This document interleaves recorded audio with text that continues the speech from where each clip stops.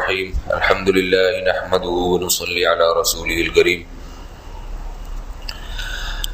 کبیرہ گناہوں میں سے ایک بہت بڑا جرم شراب پینا یا کسی بھی نشہ آور چیز کا استعمال کرنا۔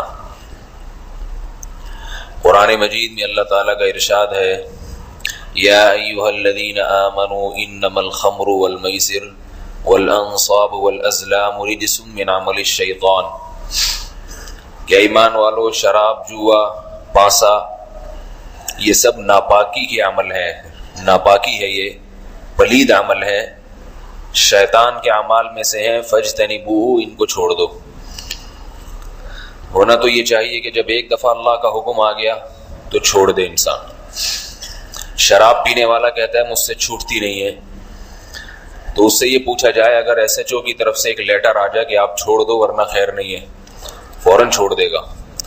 کسی نفسیاتی ہسپتال میں ایڈمٹ ہو جائے گا کہ بھائی مجھ سے چھڑوا دو ورنہ اگلا لیٹر نہیں آئے گا، پولیس آئے گی پھر۔ تو اللہ نے کتنے پیارے انداز سے یا ایھا الذین آمنو، اے لوگوں جو مجھ پر ایمان لائے ہو۔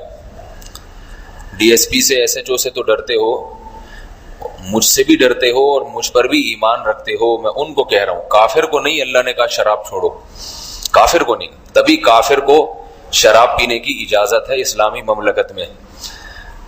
اسلامی مملکت میں کوئی کافر شراب پیتے ہوئے پکڑا جائے کوئی سزا نہیں ہے اگر چار دیواری کے اندر ہے، لیکن مسلمان چار دیواری کے اندر پی کے باہر دریافت ہو گیا، کیونکہ اب چار دیواری میں کوئی گھسیں گے تو نہیں نا کسی کو دیکھنے کے لیے، لیکن پتہ چل گیا کہ اس نے پی ہے شراب، پھر اسلام میں اس کی سزا ہے چوک پہ کھڑا کر کے اس کو 80 کوڑے مارے جائیں، چوک پہ کھڑا کر کے سب کے سامنے، اس لیے تاکہ دوسروں کو عبرت حاصل۔ شراب پینے والے اکثر یہ بھی کہتے ہیں کہ اس سے دماغی سکون ملتا ہے، فائدہ ہوتا ہے، آج کل ٹینشن کا دور ہے، اتنی پریشانیاں ہیں، تو اگر تھوڑی سی کوئی پی لے اور تھوڑا سا ریلیکس ہو جائے تو اس میں کیا جا رہا ہے۔ تو یہ بھی پرانا سوال ہے، نیا سوال نہیں ہے۔ رسول اللہ صلی اللہ علیہ وسلم سے بھی یہ کہا گیا تھا کہ بھئی اس میں کچھ فائدے بھی تو ہیں، تو اللہ نے اس کا جواب، بڑا بہترین جواب قرآن مجید میں نازل کیا، یسألونک عن الخمر، کہ یہ شراب کے بارے میں آپ سے پوچھتے ہیں، قل فیہما اثم کبیر ومنافع للناس، ان کو بتا دیجیے اس میں بہت بڑا جرم ہے، گناہ ہے، اور کچھ فائدے بھی ہیں، وَإِثْمُهُمَا أَكْبَرُ مِن نَّفْعِهِمَا، لیکن ان کا گناہ ان کے فائدوں سے بڑھ کر ہے۔ گناہ زیادہ ہے، فائدے کم ہیں۔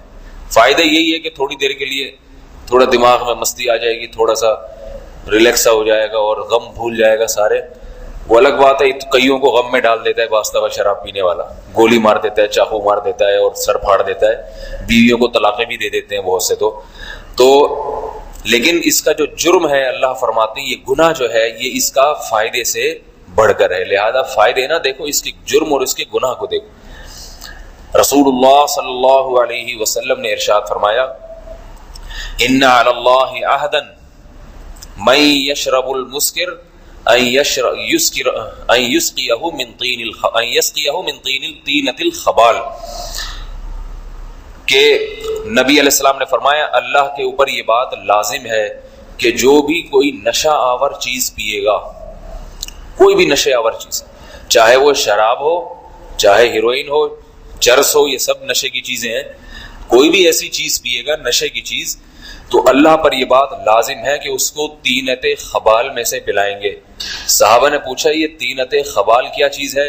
آپ نے فرمایا عرق اہل النار، اہل جہنم کی پیپ اور اہل جہنم کا پسینہ۔ اللہ کہیں گے تو نے دنیا میں گندی چیز پی ہے تو آخرت میں بھی تجھے میں گندی چیز ہی پلاؤں گا۔ اچھی چیزیں، حلال چیزیں، پاکیزہ چیزیں اگر پیتا تو آخرت میں بھی میں تجھے پاکیزہ چیزیں پلاتا۔ اتنا بڑا جرم ہے، یہ دوسرے کے بارے میں نہیں سوچنا چاہیے۔ کوئی اگر محلے میں، معاشرے میں شراب پیتا ہے، اس کو بارے میں، اس کا معاملہ اللہ پہ چھوڑ دیں، اپنے بارے میں کہ بھئی مجھے اللہ اس برائی سے بچائے۔ ہمارے ساتھ مسئلہ یہ ہے نا کہ ہم جب کوئی برائی سنتے ہیں تو اپنے بارے میں فکر کرنے کے بجائے اس دوسرے کے پیچھے پڑ جاتے ہیں، اچھا وہ اتنا خراب ہے، وہ تو ابھی آج پتہ چلا وہ تو بہت ہی برا آدمی ہے۔ تو اپنے بارے میں سوچنا، اپنے اور اپنی آل اولاد کے بارے میں فکر کرنا ضروری ہے۔ اور ابو داؤد کی صحیح حدیث ہے رسول اللہ صلی اللہ علیہ وسلم نے فرمایا من شرب الخمر فجلدوہ، جو شخص شراب پیے اسے کوڑے مارو. فإن عاد فجلدوہ، دوبارہ اگر پیے، ایک دفعہ کوڑے مارے نہیں چھوڑتا، دوبارہ پیے فجلدوہ، پھر کوڑے مارو اس کو چوک میں کھڑا کر کے. فإن عاد فجلدوہ، پھر اگر تیسری دفعہ پیتا ہے پھر اسے کوڑے مارو. آگے فرمایا فإن شرب الرابعۃ فاقتلوہ، اگر چوتھی مرتبہ بھی پیتا ہے تو اس کو جان سے مار دو. اللہ تعالیٰ ایسے شخص کو کے وجود کو زمین پہ دیکھنا پسند نہیں کرتے جس کو 3 دفعہ سزا ملی ہو پھر بھی وہ پی رہا ہے، کیونکہ یہ لت دوسروں کو لگتی ہے. ایک پیے گا اور سڑک پہ گھومے گا، اسے دیکھ کے دوسرا بھی پیے گا.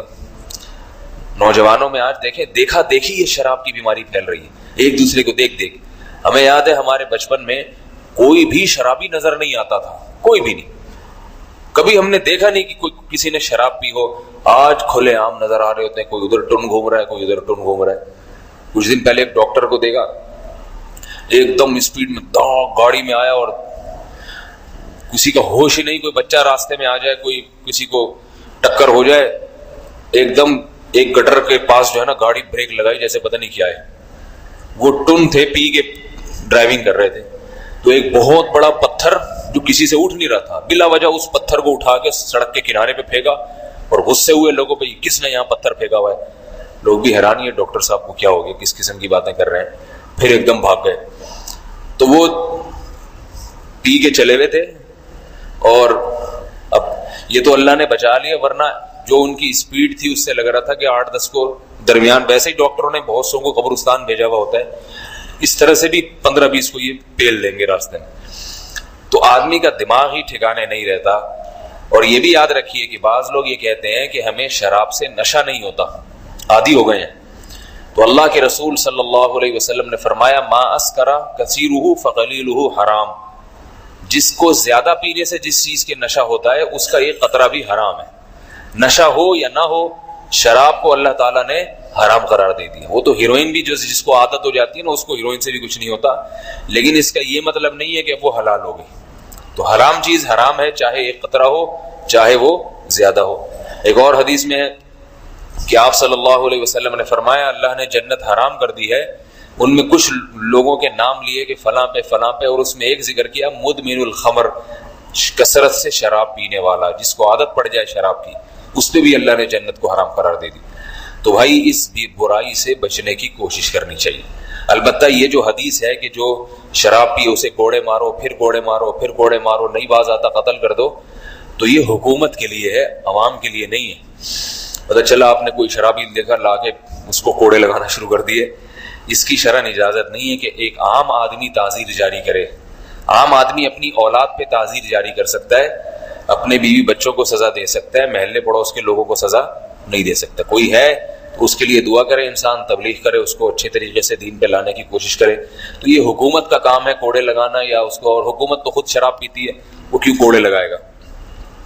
ہمارے حکومت سے ہی ہے کہ وہ کوڑے لگائیں گے. سب سے پہلے تو ان کے اپنے لگنا شروع ہو جائیں گے. وہ کسی نے ایک دفعہ ایک کارٹون بنایا اخبار میں کہ پاکستانی حکومت نے اعلان کیا ہے کہ چور کا ہاتھ کاٹا جائے گا، اسلامی حکومت نافذ ہو گئی. اور یہ اعلان کیا تھا اصل میں ایک وزیر اعظم تھے، اس نے اعلان کیا تھا پاکستان میں کہ چور کا ہم بھی ہاتھ کاٹیں گے. تو اگلے دن اخبار میں کارٹون آیا، انہی وزیر اعظم کے دونوں ہاتھ کٹے ہوئے ہیں. سب سے پہلے انہی کے دونوں کٹ گئے. تو حکومت سے تو یہ توقع نہیں کی جا سکتی کہ یہ کسی کو سزا دیں گے. تو بس اب یہی ہے کہ کوئی پیتا ہے تو اس کے لیے خیر خواہی کی جائے، اس کے لیے دعا کی جائے، اس کو آرام سے سمجھایا جائے. اور گھر میں والد ہے، بھائی ہے، بڑا بھائی ہے، چھوٹے بھائی کو بڑے بھائی پہ کنٹرول نہیں ہوتا، لیکن بڑے کو چھوٹے پہ ہوتا ہے. تو چھوٹا بھائی اگر پیتا ہے تو بڑا بھائی اس کی سرزنش کرے، اس کو کچھ سزا دے. باپ ہے وہ اپنی اولاد کی خبرگیری کرے کہ یہ کہیں شرابیوں میں تو نہیں بیٹھ رہا. شراب سے متعلق ایک اور مسئلہ بھی ہے کہ شراب ویسے بھی ناپاک ہے. تو اندازہ لگائیے جو چیز کپڑے پہ لگ جائے نماز نہیں ہوتی، وہ پیٹ میں اتارنے کی کیسے اجازت ہو؟ نبی علیہ السلام نے فرمایا آخر زمانے میں لوگ شراب کا نام بدل کے پینا شروع کر دیں گے. آج کل آ رہی ہے نا مختلف قسم کی چیزیں، تو وہ ایسے مشروب آ رہے ہیں، ایسے محلول آ رہے ہیں، شراب نہیں کہتے ان کو، مختلف نام رکھے ہوئے.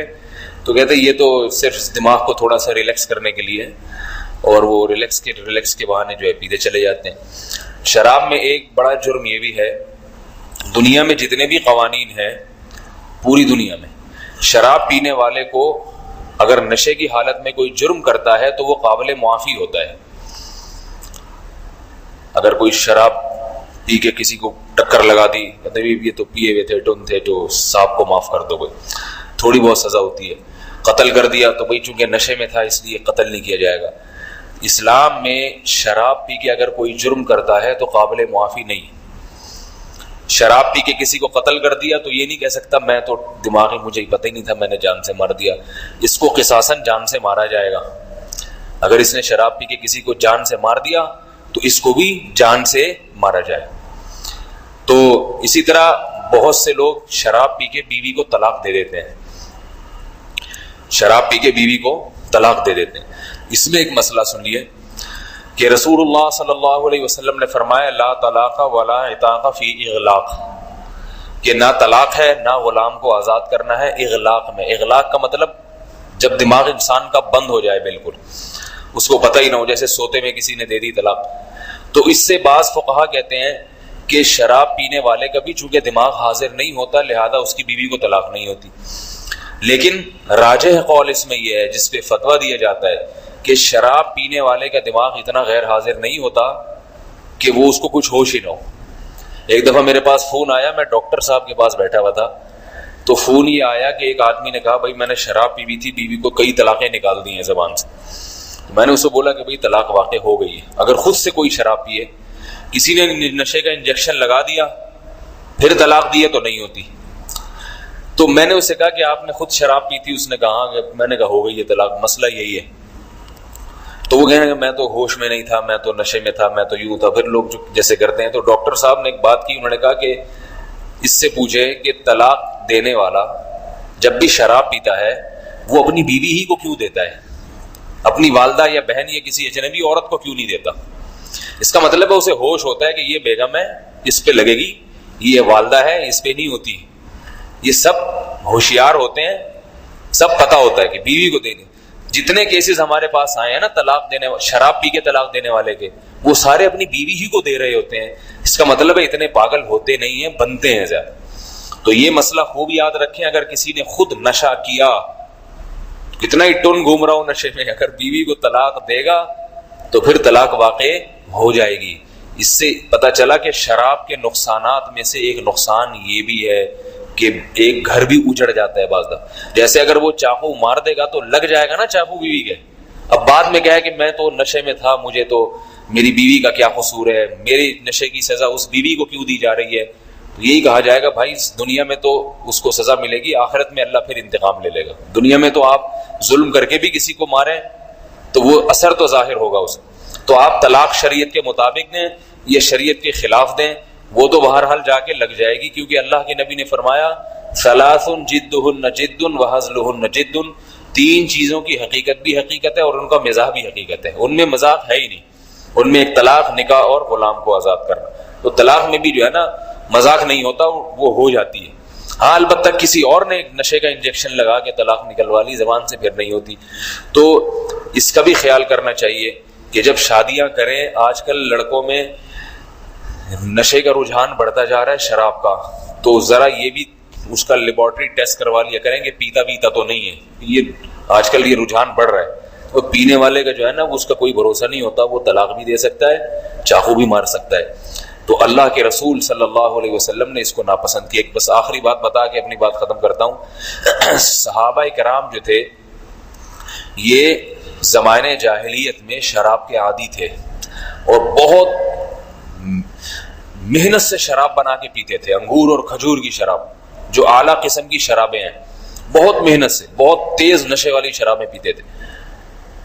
تو اللہ نے جب یہ آیات نازل کی ہیں کہ اے ایمان والو شراب پلید چیز ہے، اس سے بچو، تو ایک لمحے میں چھوڑ دی انہوں نے۔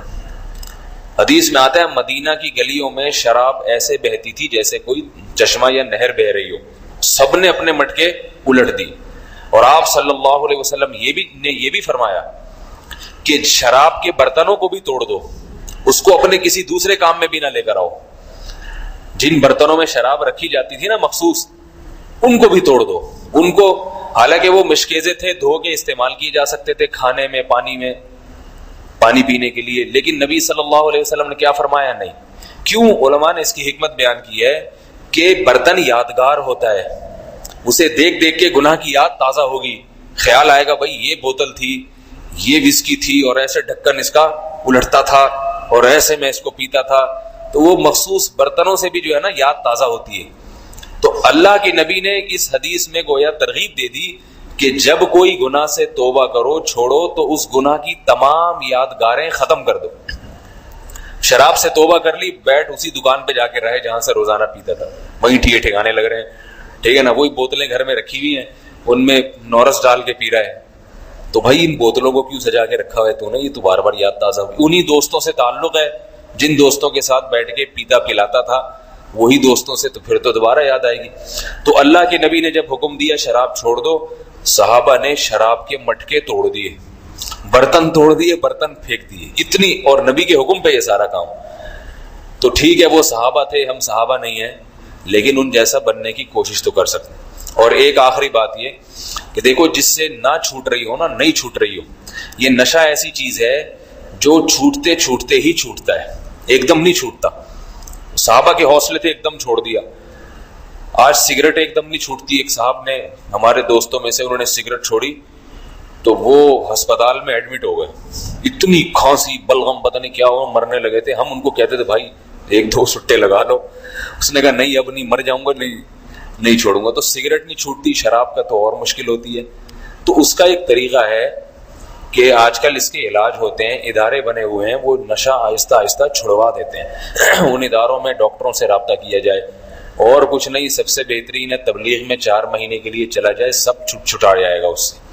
ہم نے دیکھے ہیروئن جی, ایک ہیروئن جی ہم نے دیکھا, وہ دھتی تھا ہیروئن کا, ہر وقت بیٹھ کے بس سٹے لگاتا رہتا تھا. تبلیغ والے اس کے پاس گئے, گھٹنے پکڑے, اس کے ہاتھ پاؤں دبائے, ہاں بھائی تھوڑی بہت اس کو اجازت بھی دے دی, اپنے ساتھ لے چل, آہستہ آہستہ چھوڑ دینا. تو 4 مہینے لگا کر آیا, ماشاءاللہ فٹ فاٹ صحت مند ہو گیا, ہٹا کٹا موٹا ہو گیا. ہیروئن چھوڑ دی اس نے. ہیروئن جیسا نشہ چھوٹ سکتا ہے, کیونکہ جب نکلا نا, تبلیغ میں نکلا, اللہ کے راستے میں نکلا, تو ان چیزوں سے کنارہ کشی ہو گئی. تو جب کنارہ کشی ہوتی ہے تو پھر وہ چیزیں یاد نہیں آتی. وہ الگ بات ہے, وہ پھر دوبارہ آیا, پھر دوبارہ انہی چرسیوں میں بیٹھنا شروع کر دیا اس نے, پھر وہی انہی دھندوں میں لگ گیا.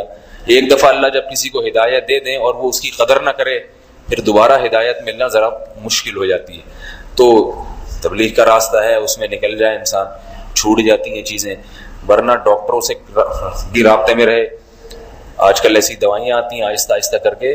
تو جو چاہتا ہے اللہ کی طرف آنا, حدیث میں آتا ہے, جو ایک, اللہ فرماتے ہیں جو میری طرف ایک بالش آئے گا میں اس کی طرف 1 ہاتھ آؤں گا, جو میری طرف 1 ہاتھ آئے گا میں اس کی طرف 2 ہاتھ, اور جو میری طرف چل کے آئے گا میں اس کی طرف دوڑ کے آؤں گا.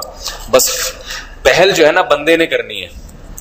تو اگر کوئی فوراً نہیں چھوڑ سکتا شراب, ہیروئن یا نشے کی چیز, تو پہل شروع کر دے کہ ٹھیک ہے میں اتنی پیتا تھا, اس کو آدھی کر دوں گا, آدھی کر دوں گا. تو آدھی کا مطلب کیا ہوا؟ اللہ کی طرف چلنا شروع ہو گیا. آدھی یہ چھوڑے گا, 3/4 اللہ چھڑوا دیں گے, ٹھیک ہے نا, 1/4 رہ جائے گا, وہ پھر جھاڑ پھونک سے, دم درود سے ہو جائے گا حساب کتاب. تو آنا شروع ہو جائے, ایک دفعہ قدم اللہ کی طرف بڑھا لے تو اللہ پھر خود بھی اس کو اپنی طرف کھینچ لیں گے. اللہ تعالیٰ اس لعنت سے ہم سب کی حفاظت فرمائے. سبحانک اللہم و بحمدک، نشہد ان لا الہ الا انت، نستغفرک و نتوب الیک.